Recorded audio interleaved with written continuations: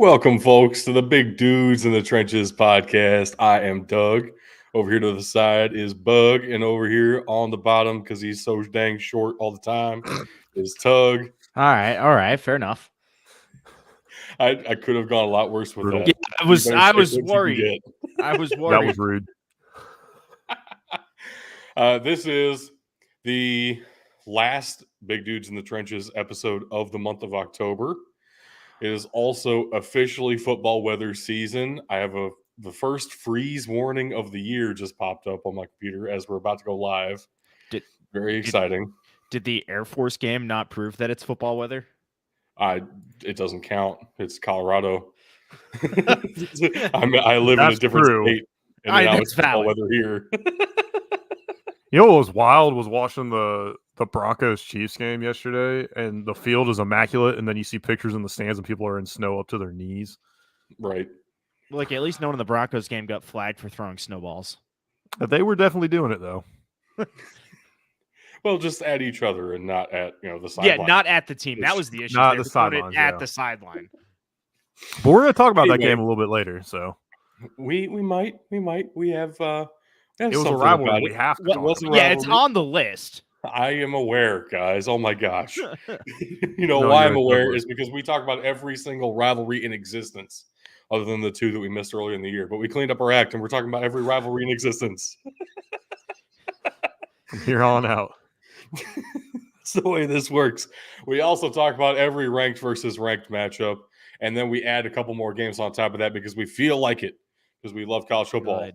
And even as much as Tug keeps mandating that we watch some NFL football from time to time. I haven't mandated anything. Anyway, I have not sat you down and forced you to watch NFL football. You've forced me to listen to it, which is just as bad. Because his microphone picks up cats farting at 5 houses down. It's a great mic. What can I say? It felt like I was at the game as soon as I pulled him into the chat earlier. Well, what a great start to the podcast. Let's go ahead and talk about cat farts. Let's do it. Let's talk about the rules for a little bit here, because in addition to picking all those games, those bonus games that we pick, we get extra points if we pick good ones, or negative points if we pick bad ones. And we had our second ever poll on X at BDT Football to determine whether or not Tug had a good game. Polls have all been about Tug's games, because I'm sensing a trend here. Hold up. The fact that you haven't gotten a negative point with some of the games you picked is amazing. I'm always good at picking at least one, but I think I did a little bit better than that this week. I believe we will find out here in a minute. That's the real plan. Before we get to our games, though, and talk about bonus points and whatnot, we do have rivalries and ranked versus ranked, as I already said. Before we show the midweek rivalries, though, fair to look at where we stand on the season so far. I am pulling ahead a little bit. You're starting to. Good. I thought I was holding strong this week. Actually, I thought I had it this week, but I don't think that's how it ended up turning out. Yeah, you thought you did. You were so proud and confident. You came in the chat like 2 a.m. and you were like, dude, I owned this week. And then I was like, we got to find out. Starting off with the midweek rivalries that we had to pick earlier. Thursday night, as we were live last time, Georgia State at Georgia Southern was happening. I got to say thank you, Tug, for this one. I only picked Georgia Southern because you did, and it really worked out for me. Yeah, it did. Always Southern, never State. That is one way to take this. The other way to take this is the Fun Belt is completely insane, and no one knows what to expect from them. That's just accurate. That's not always accurate. That's more a Macism than a Fun Beltism usually. There's one thing, though, is that you don't pick against JMU, but also they're not going to go win the title, even though they probably should. They are completely ineligible for the New Year's Six entirely, even if they get that weird exception. It's because part of me is because the big schools are scared. Yes, that is exactly why. They cannot handle facing a founding father in the playoffs. That's real talk. And Tug should really be for an AMU loss, because if he doesn't, I'm never going to let him live it down. I will throw out here too that when we left this, or when we ended the show on Thursday, Georgia State looked like they were making a comeback, but it was just way too much for them to overcome. And really, Georgia Southern getting a couple more points on the board, they put it out. Yeah. What a big glow up for Clay Helton, though. I mean, God, my goodness, the Eagles are looking nice. Well, I also thought he was run out of USC way too soon. I mean, everybody gets run out of USC way too soon. It's fair. It's fair. For our ranked versus ranked matchups of the weekend, only had a couple of them, but they were certainly worth checking out. I mean, debatable for this first one, actually, because the first one we had on tap was South Dakota State at South Dakota. If we can get the slide over, it'd be ideal. This not the way I thought this game was going to go in terms of the actual scoreline. Definitely the result I expected, just not this big of a blowout. Clearly, we all expected the Jackrabbits to do well, but South Dakota did legitimately look like a top 5 team in the country to me. Yep. Until now. Until about halfway through this game, like not just now. It took a minute for South Dakota State to get them figured out, but once they did, it was game over. So again, there's 1 and 2 in the country. We'll get to that one in a second. Big drop off, and then everybody else. And right now, it might start to be looking like 1 slight drop, 2 big drop. Everybody else. It might be 1 big drop, 2, 3, 4, then big drop. Everybody else. That's fair. We'll see. I don't know. Meantime, go ahead. We'll get there, but I mean, look at what happened last week with South Dakota State against SIU. I mean, that was a good game all the way through. And then, if you're looking at the slide, you can see the score of the Montana State Idaho game. That was a close game too. So I mean, I hesitate a little bit to say that South Dakota State is in a league all their own. I do think there are a couple of keys to beating them. They were able to just pull out a few more stops this week against South Dakota that they weren't able to quite execute on against SIU. Yeah. And I think the execution piece, if there was a time for them to lose, it was that SIU game, because they were firing out all cylinders in the South Dakota game. There are keys to beat the Jackrabbits, but the South Dakota Coyotes forgot their keychain. 37-3 Jackrabbits. Next, the game that I was at, homecoming for my alma mater, Louisville Cardinals. We all picked Louisville against Duke, and Louisville did win 23-0. I got to say, Riley Leonard looked hurt. While I was watching him from the stands, I could tell he was playing a little bit soft on his one side. That cannot work in the ACC. Honestly, it tells me 2 things. Number 1, he's tough as nails to be sticking it out through obvious pain in his ankles. Second, Duke is fucked without him because the coach isn't trying to shut him down and save face here. He's like, we either have Riley Leonard or we have nothing. So I believe both of those to be true, and Louisville took advantage of that. Yep. And Louisville is now in the driver's seat for an ACC championship berth, probably alongside Florida State at this point. They are on a collision course. That is certainly possible. Certainly possible. One of a couple scenarios out there. I saw this weird thing this week that said somehow Virginia Tech could still make the ACC title game, and that's just mind-blowing to me. Yes, it is possible. We are too far out for anything to mean anything just yet. I think there. I can't remember what game I was watching, but there was a comment that we're still at a point in the season where teams are playing each other and don't have any common opponents yet. Well, that was me. That was Doug. Yeah. Episode.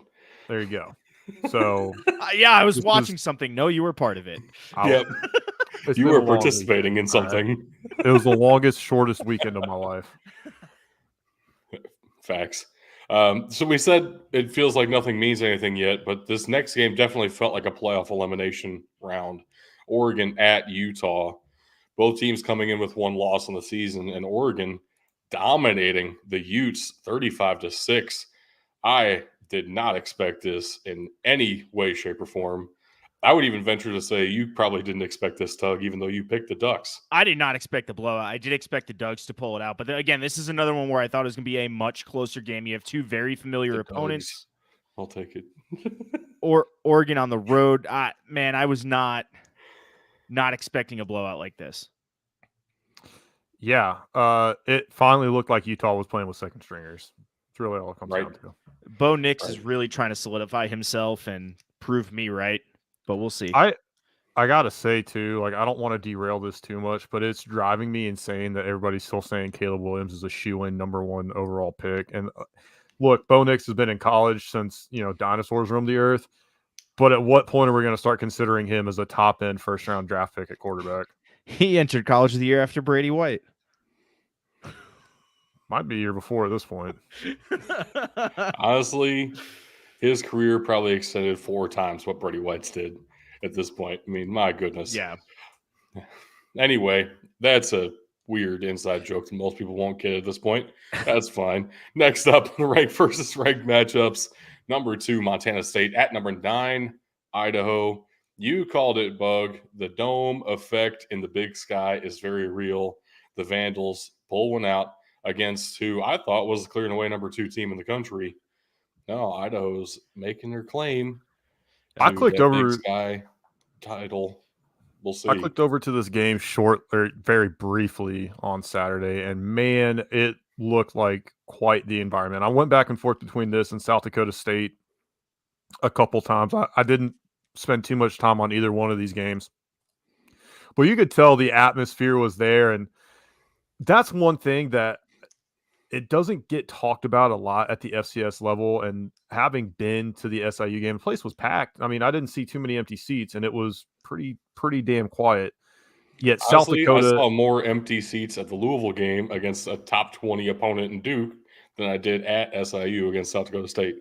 Yeah, and both the South Dakota State game this week and the Montana State Idaho game, they were played in domes, and those places were loud. It's a home field advantage that you can't even imagine. People were out on top of you practically. Yeah. I had a feeling it would work out well for the Vandals, and it did. They're able to pull this one out by 3. That Kibbe Dome, something to be scared of, just like the beer can now. Missouri Valley and Big Sky all have domes, so they're meant to be feared. Multiple domes. Incredible, really.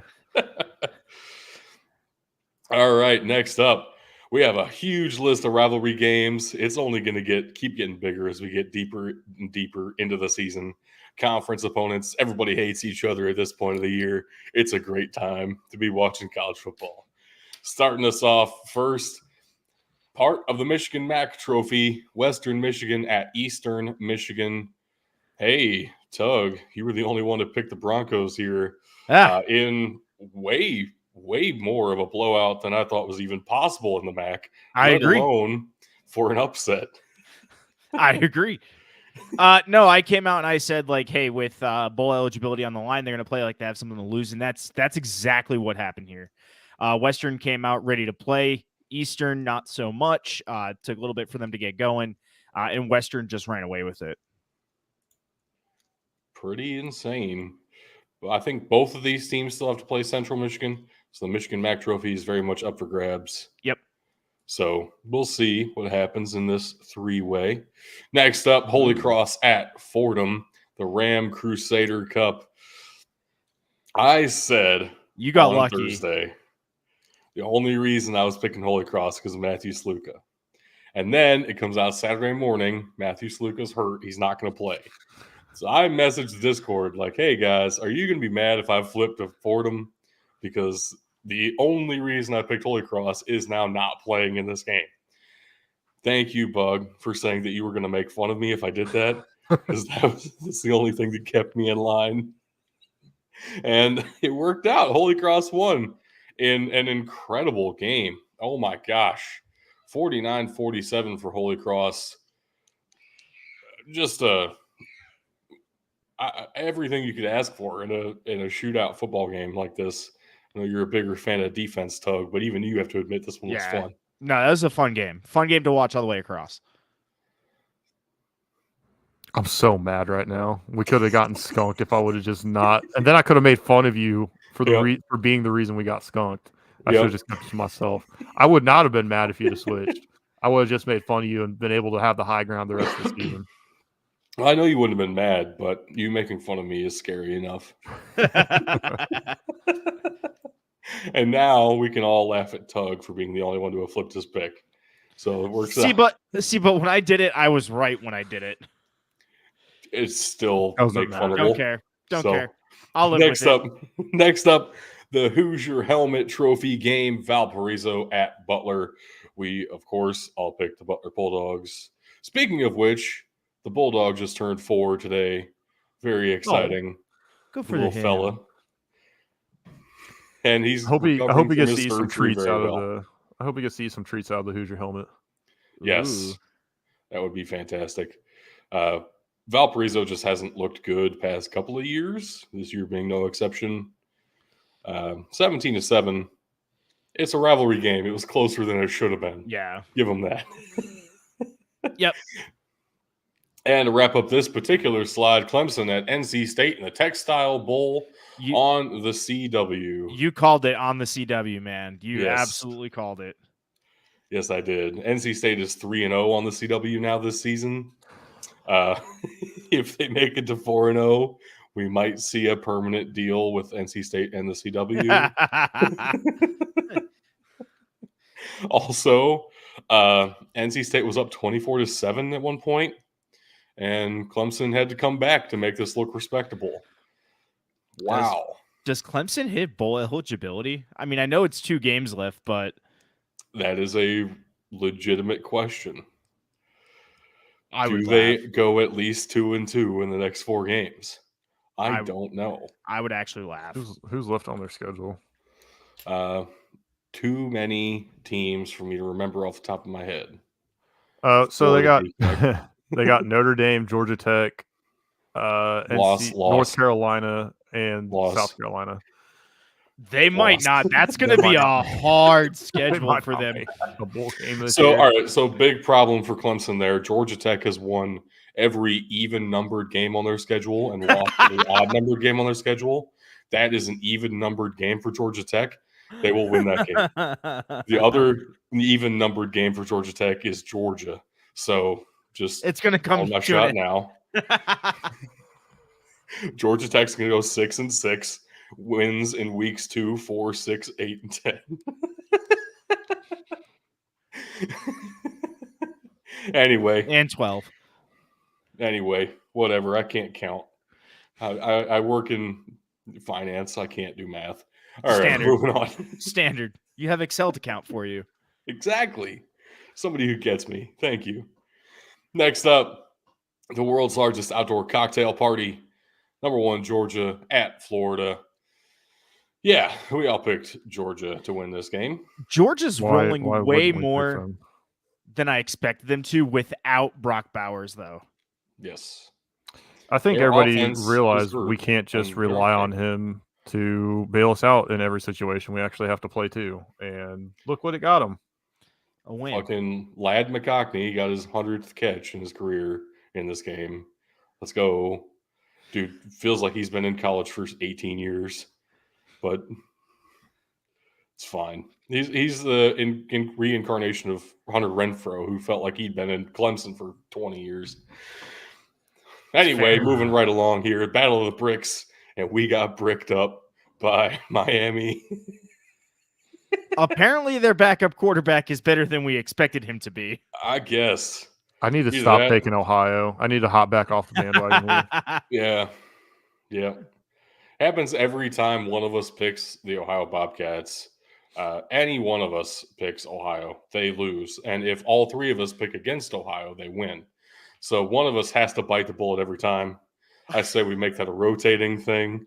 If Ohio comes up, we got to just decide now who starts the trend. I guess I'll start since I came up with the rule. Next time Ohio's up, I'll take Ohio as the sacrificial lamb. Then it goes to Tug, then Bug. It's the only way to make this predictable. And watch it. They're going to win when you and Tug take them, but they're going to fuck me. I guarantee it. Motherfuckers. I can't wait. I can't wait. I got to take Ohio every game now, every week. Oh, man. But the Battle of the Bricks went to the Red Hawks, and they stay in contention for that MAC championship game appearance, which felt like they were very much out of reach after Brett Gabbert went down. But, yeah, right back in it.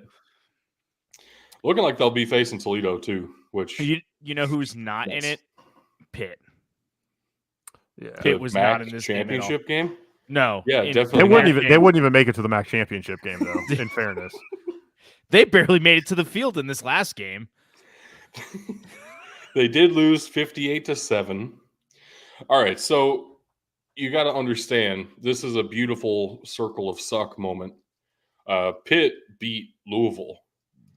Louisville beat Notre Dame. Notre Dame beats the shit out of Pitt. That's fantastic. You also got to realize that Pitt's other win is against Georgia Tech, who lost to Bowling Green State University. So I think Bowling Green State needs to be ranked above Notre Dame in the college football playoff rankings. Oh, my God. There it is. That would screw you as Ohio State. That's fine. Worth it. It's worth it for at least 1 week of BGSU dominance. Next up, the Magic City Classic in Birmingham, Alabama. Alabama State at Alabama A&M. This is the second highest attended FCS game of all time, this year's Magic City Classic. Coming in second place to the Magic City Classic from 2 years ago. Not 2 years ago, 4 years ago. Right before the COVID restrictions. That kind of thing. So it died down a bit, and now it's right back up there at like almost 70,000 in attendance for this FCS versus FCS game. That is awesome to hear in Birmingham. All for the bands. Yes, definitely. This game was very close at one point, and then Alabama State just started to run away with it. 31-16 was their final score, with Alabama State coming out on top. Yeah, that's going to come back to haunt me. I took the Alabama A&M here. I felt good about it, but I think this specific game is going to come back to haunt me later. I mean, there are multiple instances of games coming back to haunt all of us. Yeah. So don't feel too bad. It's all right. This next one might haunt us all. Eastern Washington at Portland State. We got damned. Portland State damned us all. 47-35 over the Eagles of Eastern Washington. The Vikings of Portland State came out and said, fuck you, Eastern Washington. You do not deserve to be receiving votes in the top 25 poll because you suck shit. Well, yes, fair enough. Yeah. Fair enough. Yeah. That's all you can say to that. That's about exactly what happened. I mean, understandable, I guess. I think outside of the top four now, like everybody in the Big Sky is tied except for Northern Colorado. Just might as well. Yeah, at least it feels like it. That feels right. So I'm gonna say that it's true. That's next up, Dartmouth at Harvard, which is kind of a rivalry. Not as big of a rivalry as some of the others in the Ivy, but Dartmouth certainly hates Harvard, and Harvard beat them anyway, 17-9. Yep. Crimson got back on track here. Yeah, this kind of goes back to the whole thing we were talking about last week, where it's just Harvard is very much the better team. It's one of those situations where you're not going to feel bad if you pick them and lose because it's probably going to be an amazing game if that happens. Yeah, right. And Harvard is probably the most talented team in the Ivy this year. I would say without a doubt at like almost every position group they're either number one or number two at every position group, like in the Ivy League. So it's it's gonna be hard to beat Harvard this year, unless you're Princeton apparently. It's easy. That's cool. There is still technically a way for there to be a 7-way tie at the top of the Ivy League standings, with only Columbia losing out. I think that is possible, which would mean since they don't do any postseason or anything, and they don't really do tiebreakers either, it would be a 7-way first place Ivy League championship this year. That's disgusting. Well, it's the Ivy League. They deserve it. It's also Next, fair. let's go straight into the game that I know Tug is going to spend a ton of time talking about. I mean, I'm really not. It was a hard fought snow game. There's really not much more to say about it. Mistakes on both sides. Air Force able to pull this one out. My biggest complaint on this game is how long it took them to sit there and say, maybe we should shovel like the goal lines, the 10, 20, 30, and so on. These guys were just like sitting there, like never shoveled the sideline. Like I'm like, some dude's going to catch a late hit out of bounds because nobody can see where the white sideline is under the snow. That was my about Air Force Colorado State. If you couldn't catch that that's by fair. now, for our audio listeners, the Ram Falcon Trophy. We all picked Air Force, and we were all correct, 30-13. Yeah. But wow, was it nasty to start off? That was, at least the first 3 quarters. Yeah, that was oof. Those are fun games, but they hurt to play in. It was an entertaining and close game until the second half. Then Air Force really started to pull away. The other thing I want to mention too about Air Force is they have got to stop with the ultra predictive play calling. The announcers were even calling it like, oh, it's third down, they're probably going to pass. It's third down, they're going to pass. It's third down, they're going to pass. And it was right damn near every single time. If it was more than 3rd and 3, they were passing the ball. It worked though. Which is different than usual, because usual it's a third down triple option. We'll see what happens. Yeah. So I guess that's where I'm at. Times in the past that worked. So yeah, and I guess that's where I'm at. I didn't see any of that mixed in. It seemed like once they got all 3 backs, quarterback, fullback, and halfback going, and they had all 3 options of the triple option working, they were able to get away from having to pass because they were able to just roll down the field. And Spirit Cheese was banned. Spirit Cheese is banned. So I guess that is what happens there, huh? Yeah. Colorado State caught a penalty for throwing snowballs at the Air Force sideline. What us Air Force Falcon fans didn't have a chance to tell everyone is that we felt bad for that because we throw cheese on the field. Yeah, and I love how their solution was, hey, we're just going to move the student section back 10 rows and have the cops stand in front of them. Yep. As if the cadets can't throw cheese an extra 10 rows. It's easy. Or Colorado State fans can't throw snowballs an extra 10 rows. Some of those guys were lit enough they did not care if they got arrested or not. Correct. I'm surprised that was as effective as it was. Next up, Tennessee at Kentucky. Who would have thought this would turn into Devin Leary's best passing performance as a Wildcat, and the Kentucky Wildcats would lose? And also, Tennessee would have 2 running backs at full health and go off in this game and win on the ground. This was an exact script flip for both teams, and Tennessee won in kind of a dogfight, 33-27 here. The Vols pull this one out in Lexington. It's a great game. It's tough on the road there, but great game all the way across. Honestly, probably about as close as I expected this one to be. Unfortunate. Next up, Vanderbilt at Ole Miss, because everybody in the SEC hates their charter member friend Vanderbilt. 33-7 for the Rebels.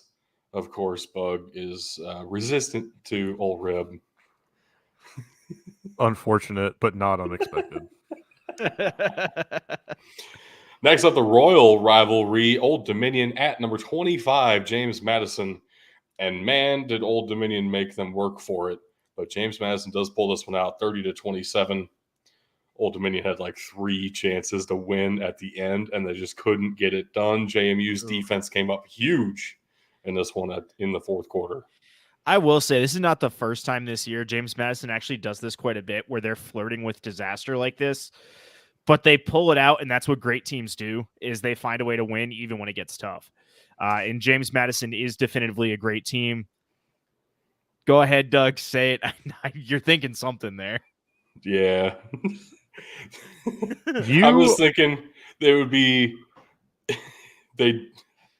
I don't know how to make this bit work exactly. I was thinking something along the lines of, don't give them a condom sponsorship. They have perfected the pull-out method. But let me say this. if you are Tug or any other Air Force fan, you better hope that James Madison loses a game, because if they go undefeated, I'm going to go on for eternity about how James Madison was more deserving, solely because of the fact that more deserving of the New Year's Six Bowl, solely because of the fact of how quick they went up from FCS to FBS. You think I would disagree with you on principle? No, you're just going to get really tired of hearing me say it. Well, that's almost fair. as tired as you are of me talking about how Troy Calhoun is about to be the best coach in Air Force history. He is. I will say this, since you brought it up, he is coaching very differently this year, and I'm starting to come around. He's coaching for his next job. Let's go. There it is. There it is. He's trying to take over Clemson after Dabo gets fired. All right, next up, San Jose State at Hawaii. The Dick Tomei legacy game. San Jose State dominated this one 35-0 in Hawaii in a game that I don't know how it was possible to watch. I couldn't figure it out. I did try. Spectrum pay-per-view. I don't have Spectrum, so that's depressing. I guess, yeah. But yeah, we all picked the Spartans, and we were all correct. Good job, us. I'm more upset that Ben took Vanderbilt because he can't take Ole Miss, and if he took the team that he knew he probably should have, we would have had a perfect slide. Look, we all knew that Ole Miss was going to fucking win. Yeah, but we could have had a perfect slide. In my eyes, we did have a perfect slide because Bug got his wishes, and we also technically did correctly pick every game. Yeah. Yes, I said from the beginning, I'm picking Vanderbilt because I refuse to pick Ole Miss. Ole Miss is going to win this game, but in case Vanderbilt does, I'll be extra happy. Next up, the games that we have picked for ourselves. Starting us off, of course, is the bombastic Big Bug himself. Man, so when I went through and picked my games last week, I literally looked and I was like, what has incredible upset potential? Oklahoma escaped by the skin of their teeth against UCF, much to my chagrin last week. And I thought, man, I want to pick another game like that. Why is it Oklahoma again? Because they were playing at Kansas, and Kansas almost did this to them 2 years ago with a much worse team. Guess what? Kansas is a lot better now. And oh, by the way, they pulled it out. The goalposts ended up in the lake. Lawrence was lit. Kansas football school confirmed. What? I just want to know what this new thing about throwing the field goal post in this is not water new. is. No. Not new. It's just that I feel like the last 2 years where I've seen it 2 years in a row now.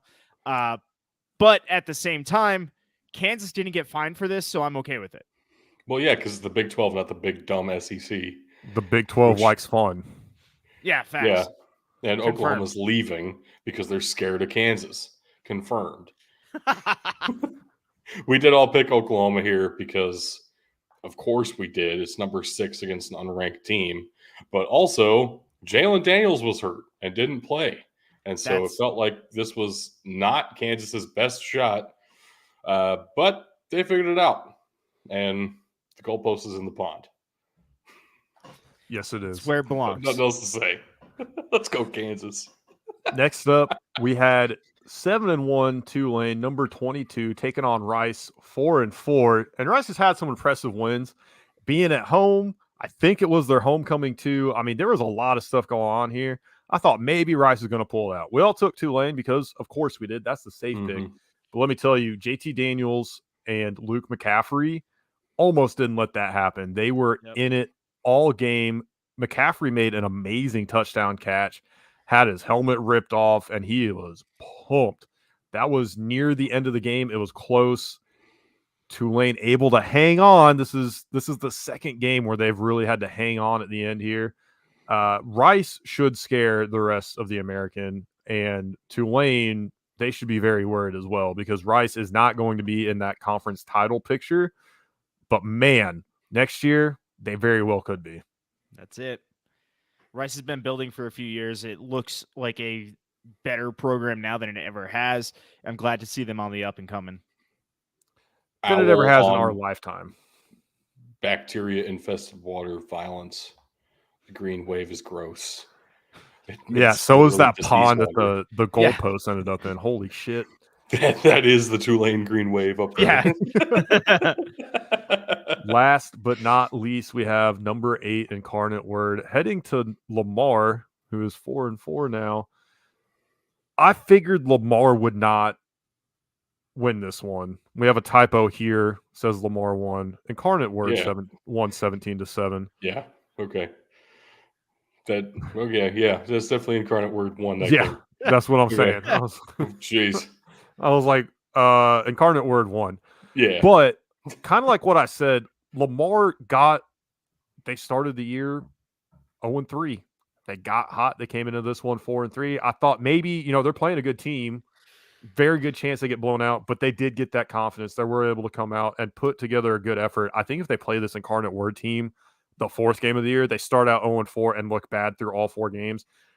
Who knows? They even got to 4-4 because they did have some close wins before this as well. So Lamar has made a lot of improvements.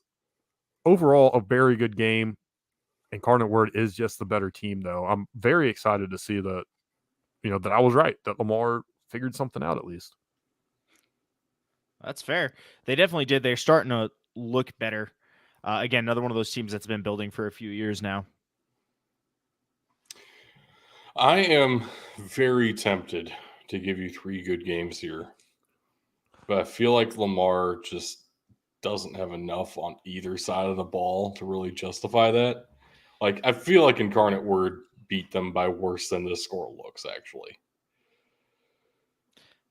Well, I wouldn't completely disagree on that either. But looking at how the plays and everything broke out, it was a lot of punts. There weren't a lot of turnovers. They matched scores with Incarnate Word, and then Incarnate Word, being the better team, was just able to pull away late, and Lamar had no answer for it. For me, it's what makes this tough is it was kept close, but that doesn't necessarily mean it's a good game.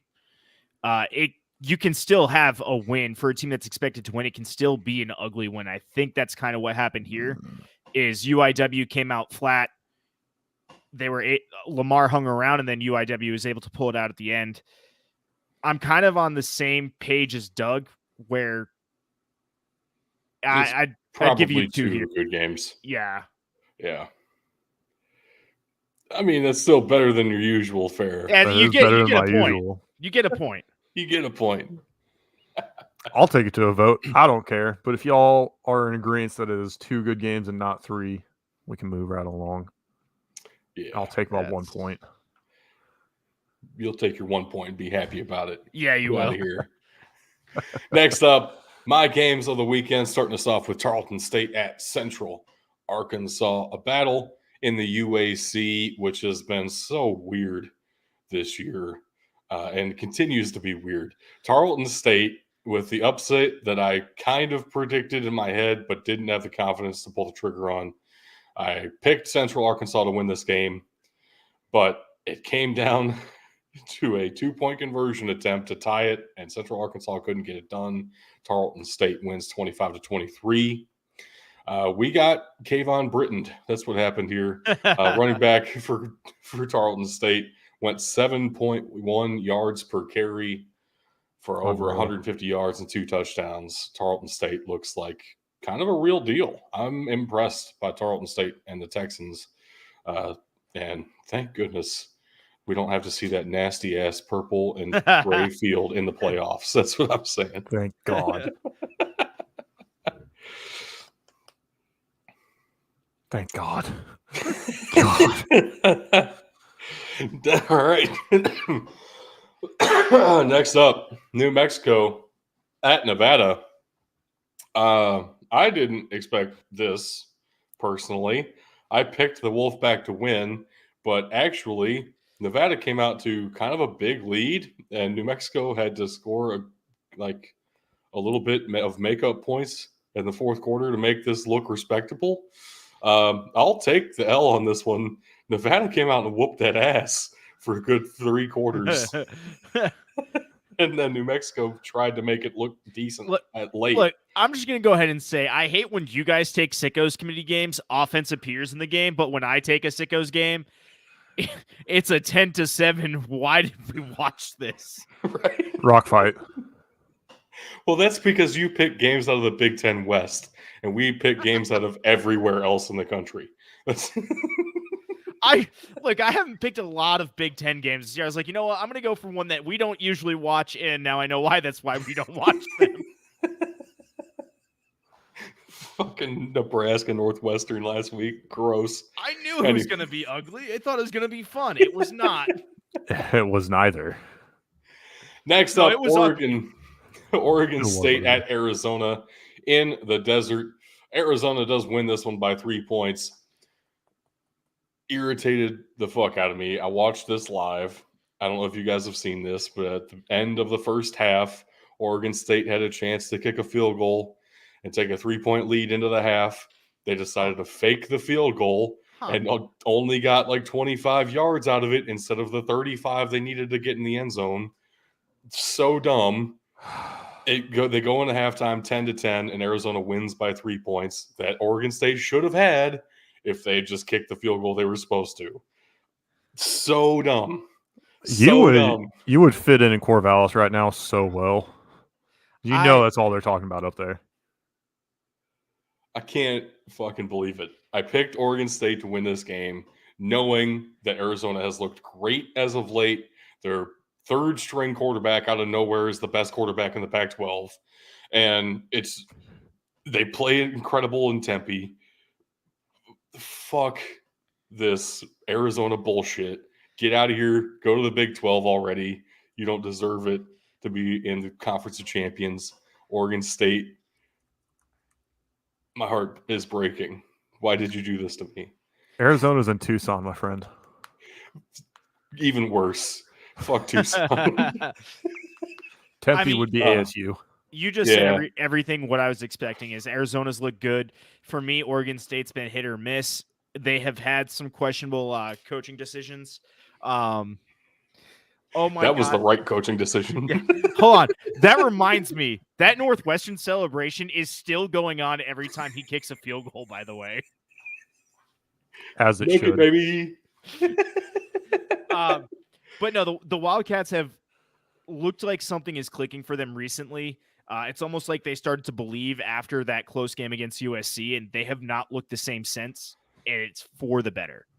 And that almost makes them dangerous. They're sitting at 5-3. I don't know what their in-conference record is. I think their only loss in conference is to USC, so they're going to be in that conversation pushing for the Pac-12 championship too if they can keep this going. Wild. So that's hard to believe even. Oh my gosh. What are we looking at as far as good games here? I see at least two. Well, per our new rule over the last week, any upset is a good game, and there are 2 upsets on here. And Doug already called it out, saying he's taking the L on New Mexico, Nevada. So he decided it for us just by his new upset rule. Well, and Nevada was the favorite, actually. So y'all took the underdog and lost. Didn't even know it. That's the worst part. They were a 1-point favorite at home. Oh, that's a pick. That's a pick 'em. That's not a spread. Man, I'll take my 1 bonus point, though. That's all I deserve. And move right along to Tug's games. What do you got for us, man? Well, Marist St. Thomas made me upset because I thought that was going to be a much closer game, much better game. But the Tommies did pull it out. This team never seems to let me down. They're just a fun team to watch, and it's another one of those teams, Ben, like you were talking about with James Madison, that they jumped up. They're 2 years in, and they're putting up winning seasons consistently in their second year. It's a killer for St. Thomas, though, because they have an extra 3 more years of playoff ineligibility because of their jump. Whereas James Madison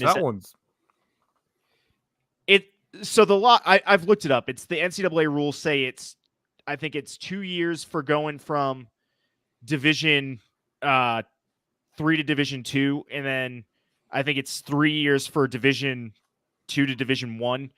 So they just went, cool, you get all 5 at once. It's to help them with scholarships. I get that, which is even crazy because if I remember right, Doug, you said the Pioneer's not even a scholarship conference. Right. So... Right. Which is probably why St. Thomas fit in there. It's to help them with a bunch of different things. There are several requirements of being in Division 1, greater Division 3, that a lot of teams don't take into consideration. You got to think of Division 3, the conference they were in, every school in that conference was in the state of Minnesota. Yeah. And now they have to travel in a conference that reaches all the way from Marist in New York to San Diego. Like, that's a pretty widespread conference that a lot of people don't realize is that widespread. Stetson in Florida as well. Like, that's a huge conference to be traveling all around with all of your sports.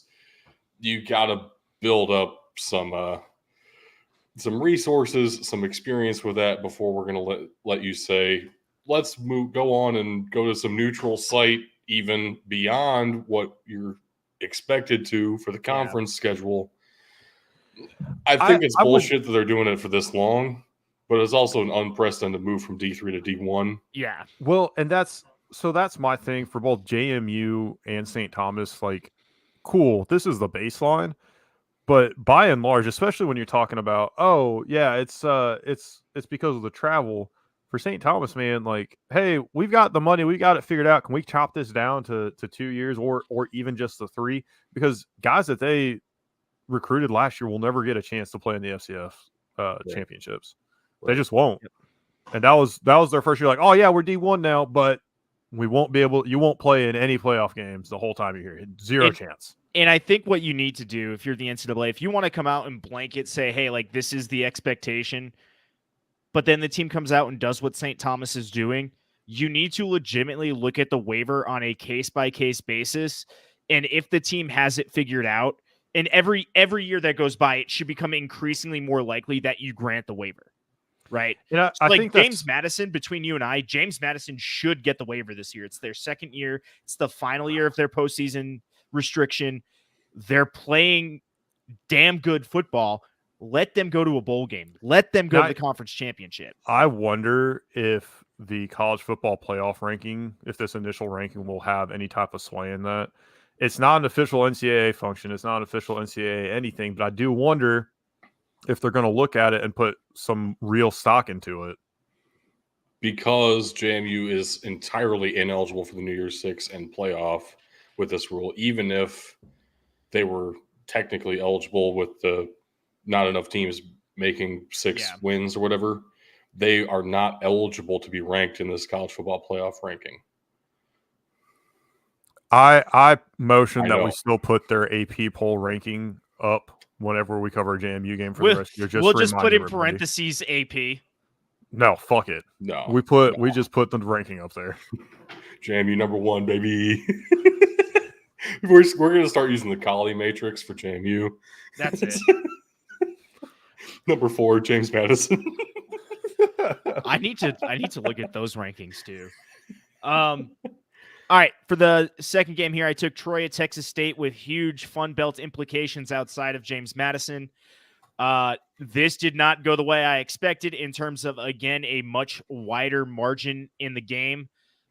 Troy went on the road and absolutely told Texas State that I am now in charge. You shall listen to me. And Troy went, yep, yes, you will. And yes, you did.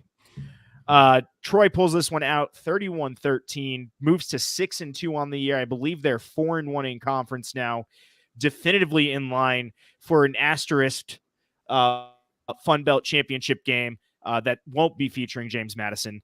Both of these games, the teams looked evenly matched on the surface, and I was hoping they would be good games, but they were both pretty much blowouts.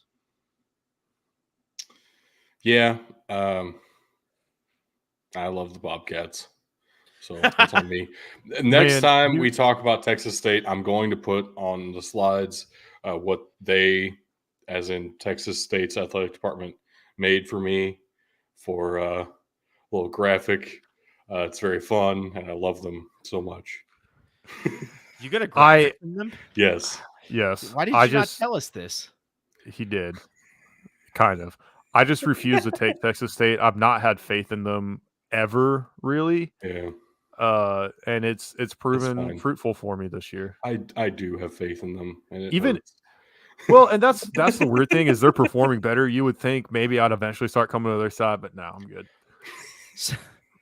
My final game, and this one I would argue was a good game. UNLV was in charge in the first half, had a rough third quarter, very rough third quarter with a few different turnovers that gave Fresno State the lead, and then UNLV started to come back again in the fourth quarter, but ran out of time. Look, we say it all the time. There are 2 halves and 4 quarters to football. I would say UNLV played 3 quarters of football. It's just that one quarter was so bad in that moment. But overall, I do think this was a good game. The Fresno third State quarter pulls was us out 31-24. the third quarter was 24-0 to Fresno State. Correct. So that's your game right there. I mean, Yeah. holy shit.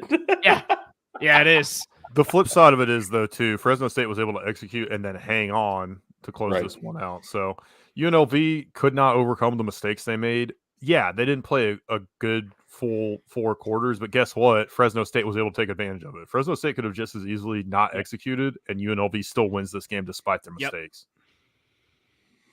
I'll give you a good game on this one for sure. Me too, but you only have one. Yeah, that's all I expect. Trust me, I watched these and I was like, I only have one.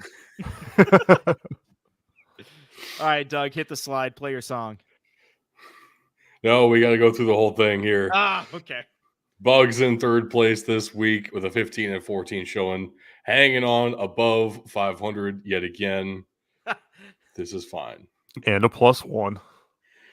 That is correct. We will add the +1.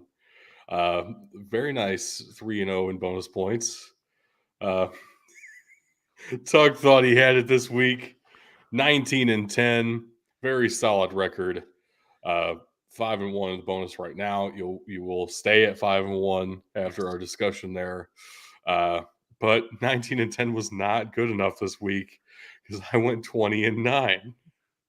Get fucked. You got a full 8-point lead on me right now. So loud. Ooh. Hold on. I can change the playback speed.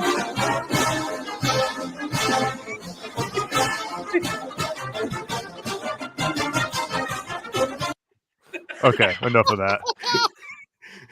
Okay, I like it. Wait, there's more. It was good. But of course there's more because we love college football so much that we can't stop talking about it, even though we finished what we said we were going to talk about. So moving right along to the more. Got to start off with this. This is a fantastic graph and explanation of the Brian Ferentz situation. You will have noticed we didn't talk about Iowa this week. We didn't have the Sickos Committee mountain of Ferentz, whatever. Oh, so sad. But I found this from Ryan Nani, who is a beat writer for The Messenger. You can find him on X at Celebrity Hot Tub. Fantastic by the way. Also, this graph was done by another writer for The Messenger, Neil Payne. Credit to those guys for sure.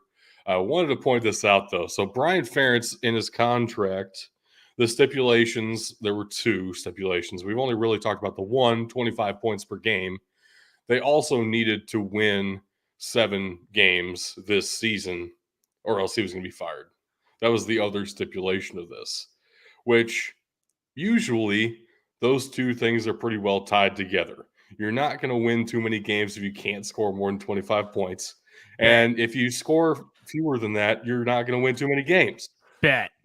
There are 9 teams in the entirety of FBS football who are on track to win more than 7 games, but scoring less than 25 points per game. Iowa is one of those. 3 others of those are also in the Big Ten West. Here's the other thing, though. There are 7 teams in the Big Ten West. None of them are clearing 25 points per game. This is not a Brian Ferentz problem. Well, This it is entirely a Big Ten West problem. No. Rock fighting The problem. Iowa specifically is a Brian Ferentz problem. No. The whole state of Iowa, too, because Iowa State is in the same category. Oh, my. Yeah, that's also Brian Ferentz problem. So Brian Ferentz will not be returning next season. That has been confirmed by the athletic director of Iowa.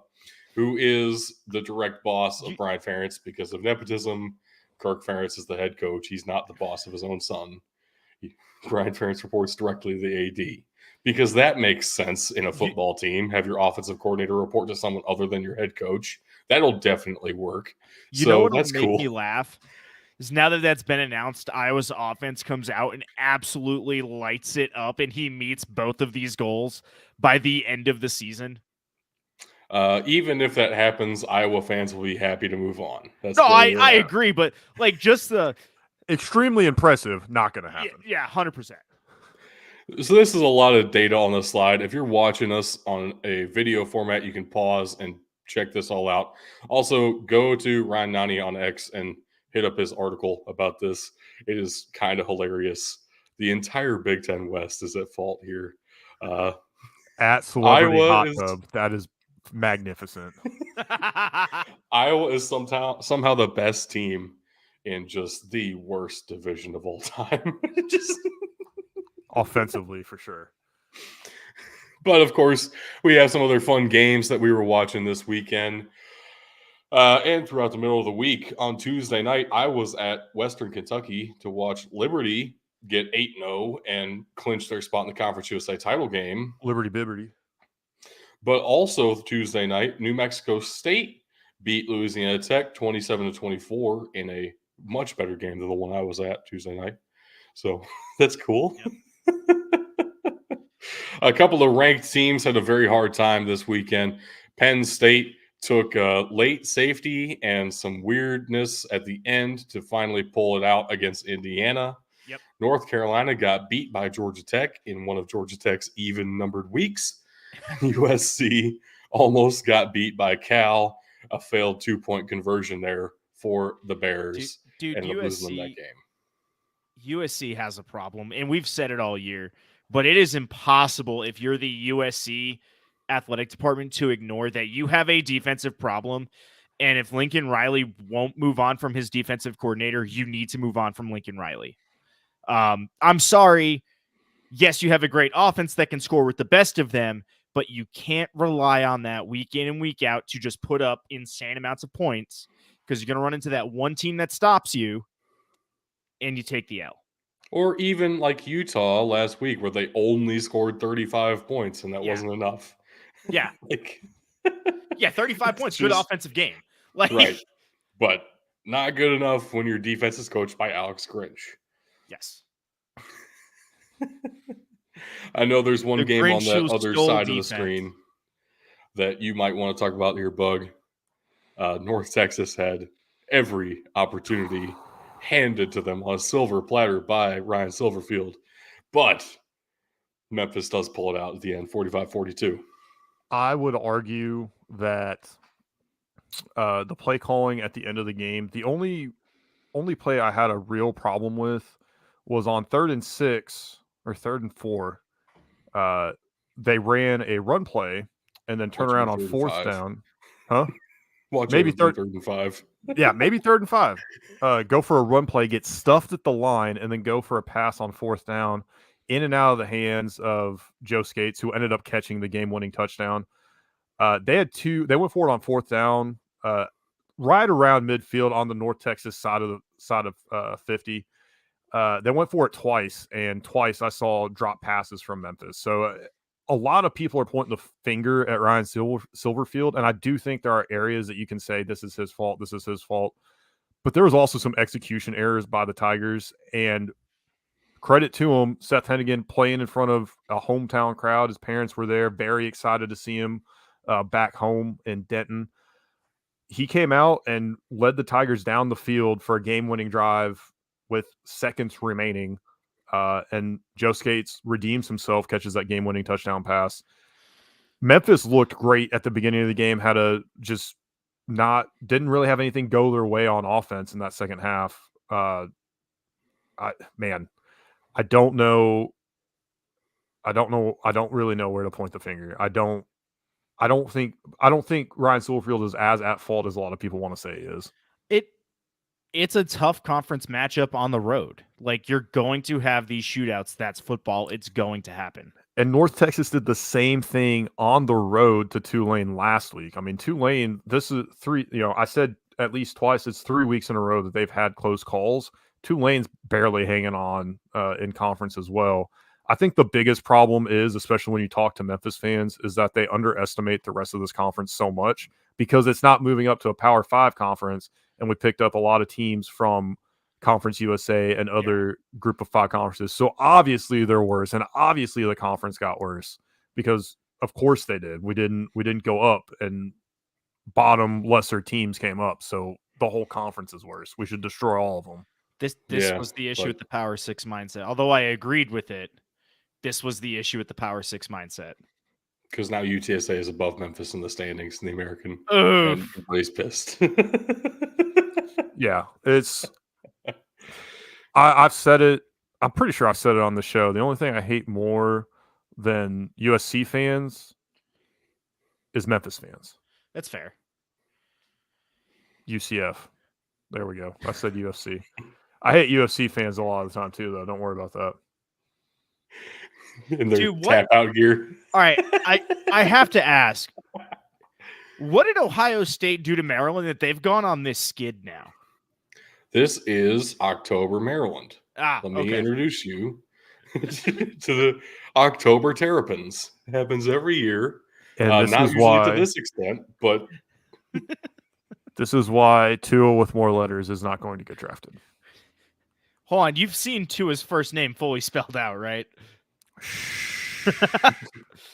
have you seen Talia's name spelled out fully?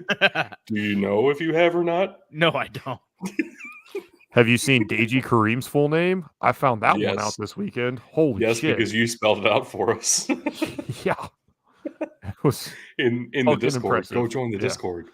On the FCS side of things, a lot of ranked games went very interestingly down the stretch here. Northern Iowa pulling out a close one against Illinois State. Illinois State feels like they're so close and yet so far away there in the Missouri Valley.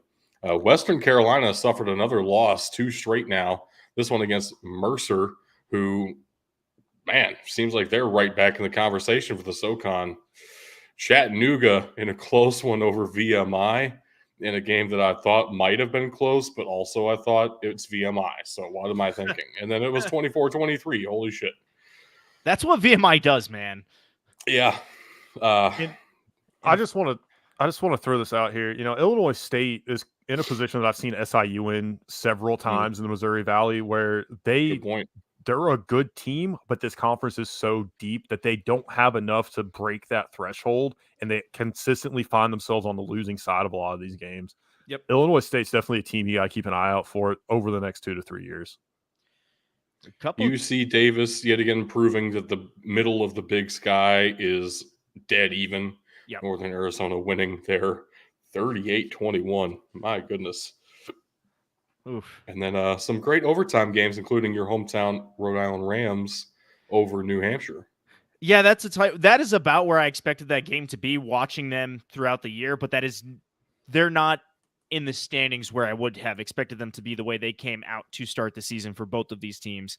That's a big win for the Rams down there. North Dakota still flirting with, again, another one of those teams flirting with disaster. Mm-hmm. Man, you can't let Indiana State hang around like that. That's just dangerous. 0-8 Indiana State took North Dakota to overtime. That sounds like the start of a very weird nursery rhyme. I'm cool with it. Moving right along to the prospect preview series, one offensive, one defensive player to keep an eye out for in the mid to late rounds of the NFL draft upcoming. You may notice, if you paid very close attention to last week's episode, Jake Levengood, the center for Oregon State, was at an even 350 snaps to start this weekend. He made it to 361 before he suffered a left leg injury and did not finish the game. This is one thing that I didn't talk about last week with Jake Levengood that probably was worth discussing, and I probably should have brought it up. He has had some injury issues in the past, mostly ankle stuff that seems to be something he can get over a week or two at a time. I don't know what this injury exactly is. If it is that again, I kind of got to start wondering if he's just going to have ankle issues his whole career. At that point, it's a question of if he's draftable or not. That's part of what the combine is there for. Honestly, most NFL teams will say the biggest parts of the combine are that medical review and the interviews. Those two things make up a lot more than the on-field drills, which are what we get excited for. If Levin Good can pass those tests, then he'll be fine because he is a legitimately good center. Yeah. But that's tough. And you got to think it might be part of why Oregon State couldn't hang around in this game, losing one of the pieces of this offensive line that we've been praising them for like 3 years now, or at least I have. And generally, your center's the biggest communicator on that offensive line. He drives that offensive line, so that is a huge loss. Yeah, this is unfortunate. Although there are other former Oregon State offensive linemen that injuries have not affected their draft stock, at least. Maybe their performance in the NFL suffered, but you never know. Jake Levengood could still find himself on an NFL roster. Very much so. One guy who definitely should find his way on an NFL roster somewhere, Jalen Green, edge rusher for James Madison, seems to like to play outside linebacker, kind of a stand-up edge rusher role more than anything. Added 2.5 sacks, 3 tackles for loss, 9 tackles overall. Dude is wrecking everything in the backfield all season long for James Madison. It is crazy to me that his stats aren't better than this somehow over the course of his career. Do have to consider James Madison is a deep team on defense. They have been for a little while now. He wasn't the full-time 100% starter for James Madison even into his junior season last year. This year, he is definitively the best player in the Sun Belt and potentially the best defensive player in all of college football. Like, holy shit, dude's tearing it up.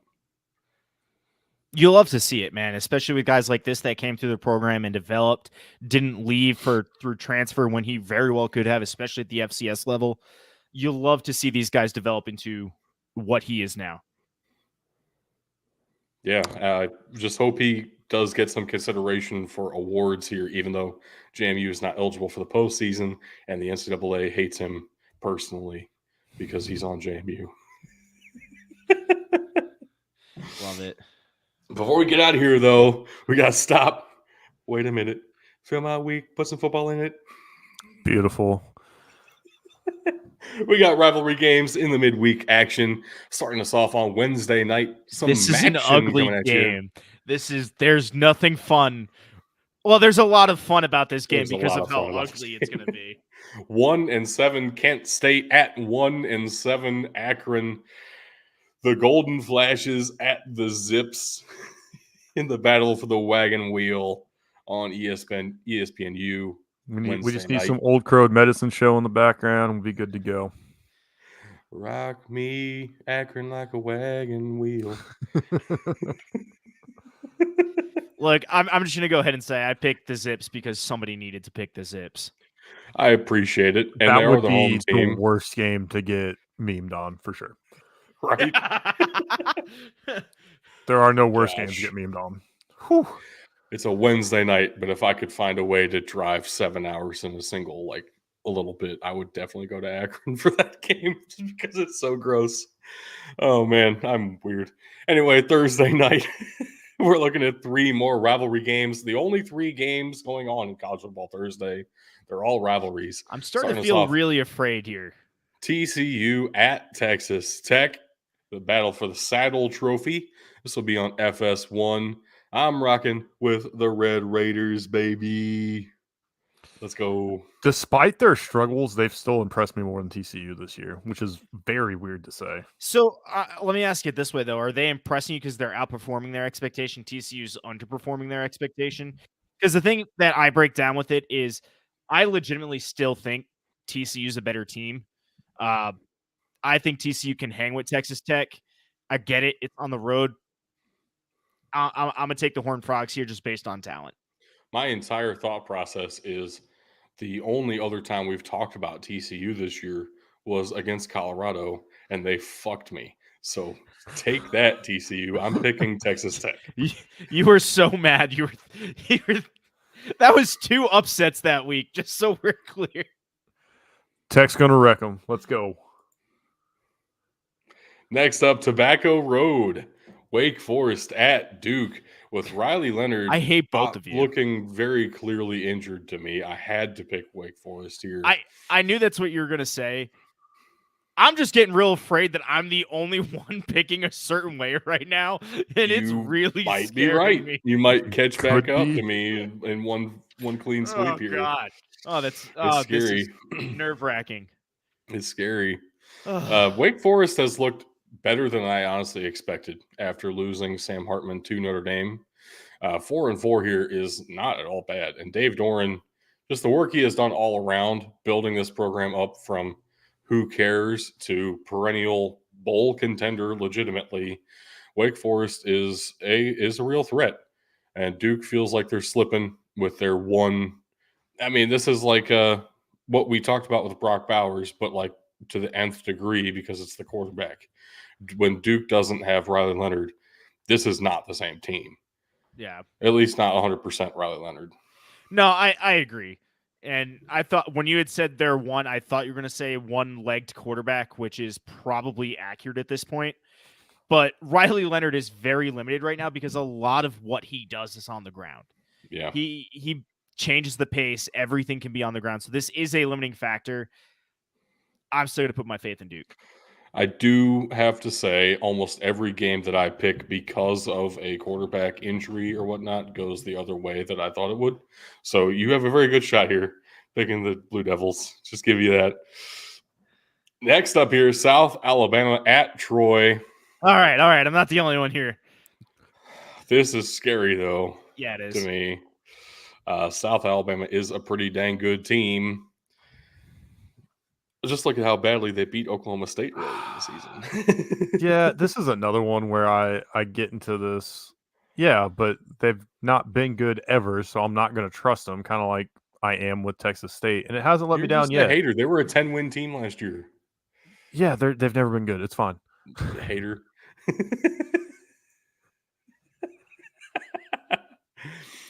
It's fine. It's fine. How does it feel? Welcome to the club. It's fine. Okay. This is the battle for the belt, by the way. We're all picking the Troy Trojans, 7:30 on ESPN2. I am very much looking forward to that game. That's my that would be my pick for the best game of the midweek action. South Alabama at Troy. Like that feels like a wild pull with some Power 5 games going on, but yep. The Fun Belt's where it's at. That has to be, dude. The Fun Belt is just, fun. It has its name for a reason, put it that way. But with that, I think that does it for our Week 9 review. Man, what a great podcast. Before we get out of here, before we get out of here, I got 4 things. Uh-oh. 4 things. Uh-oh. First, I thought everybody would like an update. Multiple time guest, Dorito Cheeto, the bearded dragon. Finally big enough for us to properly determine the sex of this beautiful animal. It is a boy. We've been misgendering our bearded dragon for some time now, and I would like to formally apologize to all the bearded dragon listeners that we have. So maybe you haven't. You haven't asked Dorito what it wants to be called. Mr. Dorito Cheeto. It's a boy. It's a boy. boy. These games, Tug. Get out of here with your Second, bullshit. Second, as we record this, and we are live on Twitch and YouTube, for that matter, for the first time ever. Well, I just got us banned on Twitch, so it's fine. we'll do a little bit better advertising that we're live on both platforms going forward. This was the first time, though. Great time to start. This will be the last time for a while that you're going to see a beautiful mustache on my face. With Movember coming up, I'm once again shaving my mustache off on November 1st and growing it back out for charity for Movember Foundation. I'm not ready. No fair. No fair. Tug's already participating. So, if you're interested in donating, I'll be sure to drop that link in the comments, starting with the next show. It won't be on this one because I haven't gotten everything set up yet. Yeah, it's not November yet. It's also not Movember yet. Movember, not November. It's Movember. And most importantly, I've been wearing the hat backwards, but I have a reveal to make. Oh? You see, I'm also wearing my FCF championship shirt. Now, there were some injuries in the NFL this week, and some occurred on grass. RIP Kirk Cousins, Achilles tendon. Yep. Others occurred on turf, like the Jets-Giants game. That was just a fucking disaster. But we don't have to decide if it's the grass or the turf that's causing the injuries in the FCF because they're all playing on good old-fashioned AstroTurf. Well, then we know that's the problem. I officially... What? We know that's the problem. That's the worst turf out there. AstroTurf is the best turf. Oh my I don't know. Sponsored by Kirk Cousins. Kirk Cousins was standing on grass, natural grass. Hold on. AstroTurf It is happened. Reggie Bush sued the St. Louis Rams over AstroTurf. He sued them over the concrete ring around the stadium. Which goes under what? Which goes under what? That was under the turf, Any kind of turf, because they installed it improperly.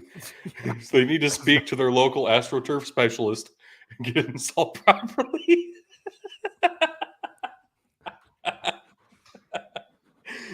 I knew this was coming. That's fine.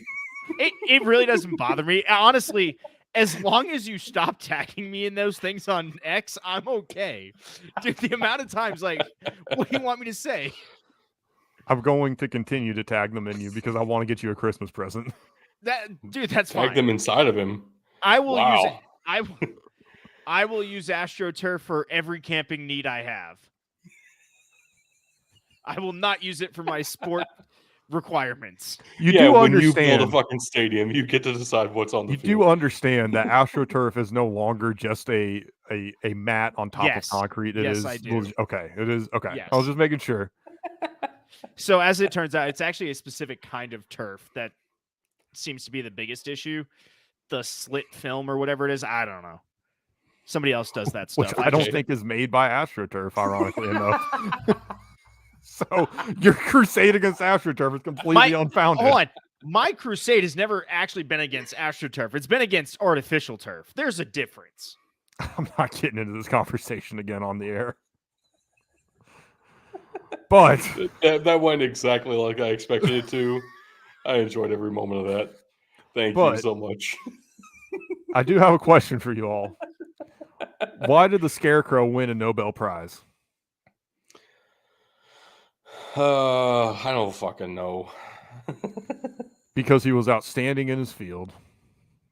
I've heard that so many times. It's like I know this one. I just couldn't. It's like every time I try to think of a name.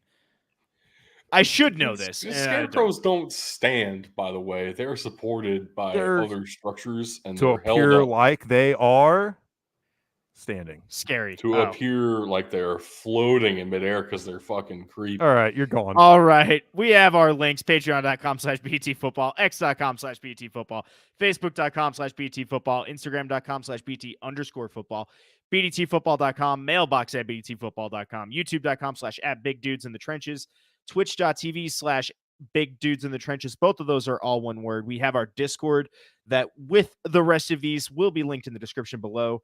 And ladies and gentlemen, that is all the time we have on the show today. Thank you for watching and or listening. And just remember, you can't win a game if you can't win in the trenches.